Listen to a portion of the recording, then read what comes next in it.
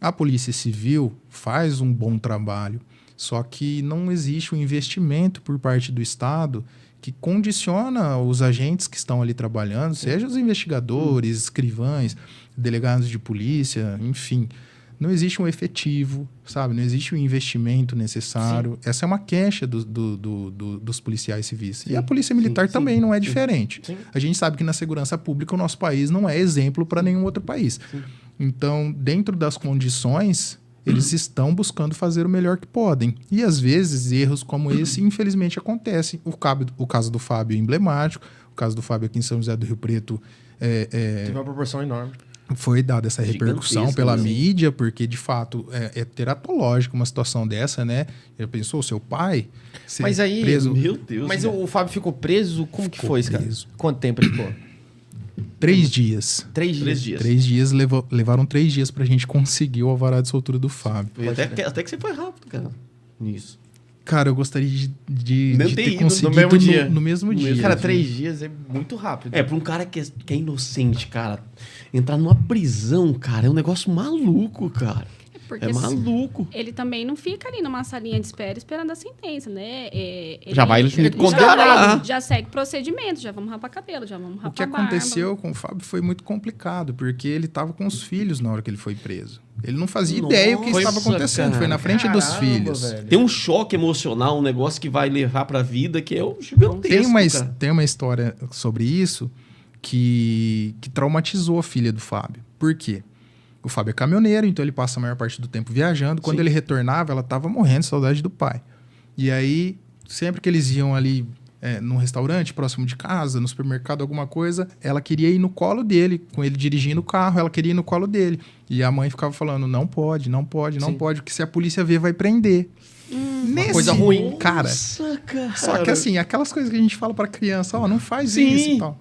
Quem iria imaginar? Nesse dia eles saíram, o Fábio tinha chegado de viagem, era um final de semana com feriado prolongado, eles iam fazer alguma coisa, não me recordo, mas no dia exatamente, eles tinham ido no restaurante ali próximo para comprar marmitex. Então o filho dele, o mais velho, desceu para ir comprar marmitex, estava no restaurante. E ele não desceu do carro, ele ficou ali sentado, aí a filha dele estava no colo dele, mas o carro estacionado, desligado. A polícia do nada chegou e abordou e prendeu ele. Sem dar explicações nem nada. Tem um mandado de prisão contra você. E a menina ficou pensando que a polícia tinha prendido porque ela tava lá. Quantos anos a menina tem? 6 anos. Cara, você não tá entendendo, cara. Isso vai ferir o psicológico dessa menina. Feriu. Assim, ela vai entender isso muitos anos depois. Ela vai levar um tempo, cara. Sem contar que o pai dela, ela nunca tinha visto ele sem cabelo e sem barba. Ele tinha o cabelo assim, ó, parecido com o seu. A barba assim... Com 6 anos de idade, do nada, o cara chegou depois de 3 dias que ela viu que tinha saído com a polícia, tudo raspado.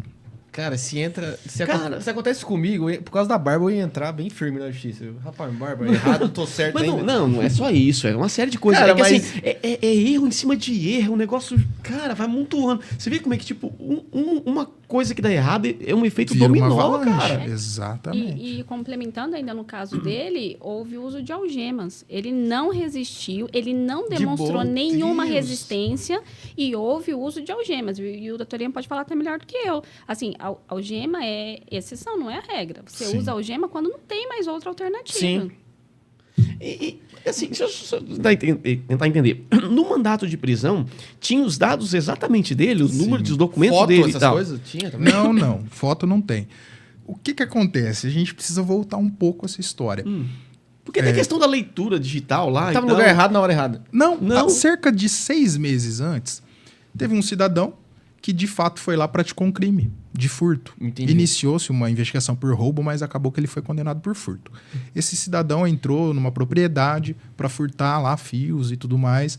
O dono da empresa conseguiu imobilizar, chamou a polícia encaminhou, na época, esse cidadão para a central de flagrantes. O delegado lavrou o flagrante. Esse cidadão conhecia o Fábio. Na época de criança, eles cresceram juntos, quando o Fábio ainda morava com os pais, em outro bairro. Sim. Isso há 30 anos, 40 anos atrás.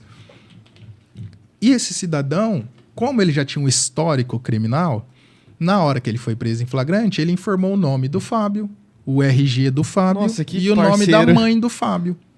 Meu Deus do céu. Caraca! Mas até aí... Que novela, até aí, ele, vamos dizer assim... O cara tá cometendo crime. Você vai esperar o quê de um cara desse?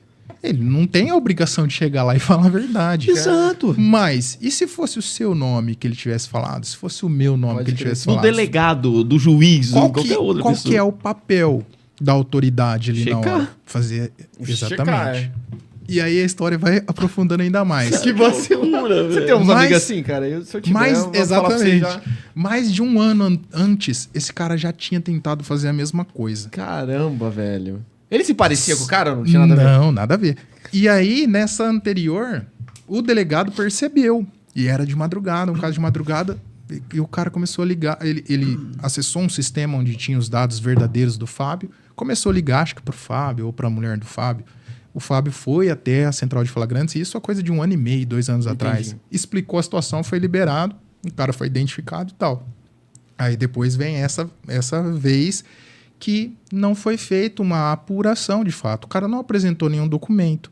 O cara tava sem trajes, assim, de pessoa trabalhadora e tudo mais, porque de fato esse cara morava nas ruas, ele tava furtando fios para trocar por drogas. Entendi. E... assim, o mínimo que deveria ter sido feito é uma verificação. Então, a polícia tem acesso a alguns sistemas onde fica registrado. Por exemplo, foi juntado no boletim de ocorrência um sistema que se chama Detecta, que é um sistema da Secretaria de Segurança Pública do Estado de São Paulo. E lá tem a foto do Fábio. Então, tem lá que ele tem CNH categoria E. Tipo assim, já não percebe que tipo, a foto tá diferente... O cara tem CNH categoria E, tem endereço e tudo mais. O que está sendo apresentado aqui agora só falou o nome, mas falou que é morador de rua. Como assim, categoria E, morador de rua? Questão de aqui tem endereço, né? Tem telefone e tudo mais. E aqui, sabe, então... desconexa as informações. O erro começou lá atrás. Alguma coisa passou batido, assim, de forma que não deveria passar. Ok, esse cara ficou preso. No outro dia foi por uma audiência de custódia e foi liberado na audiência de custódia. Sim. Só que assim, cidadão, você tem que comparecer em todos os atos processuais, tá? Beleza.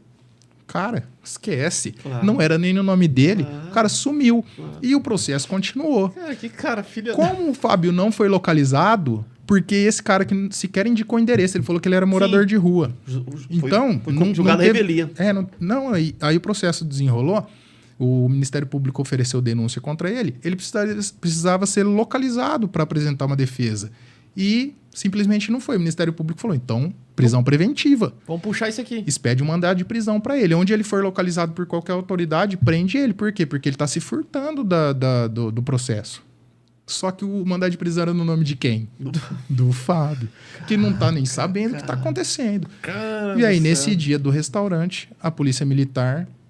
quando abordou, viu que no nome dele, nos documentos dele, constava esse mandado de prisão em aberto. Foi por isso que ele foi conduzido para a delegacia. E aí tem algumas questões que são tristes, né? Porque, por exemplo, a polícia militar, quando conduziu o Fábio, sequer chamou qualquer adulto da família para ficar cuidando das crianças. Deixou, Léo. Deixou crianças menores de idade. É uma falha gigantesca, hein, cara?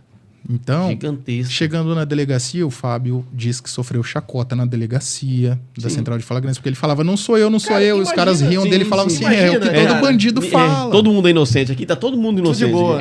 Exatamente. Cara, mas imagina o cara inocente, não sabe nem o que tá acontecendo, cara. Sabe, o Fábio diz isso, sabe quem são as pessoas que acreditaram nele, porque sabe quando é inocente, quando é bandido? Os presos. Eu acredito.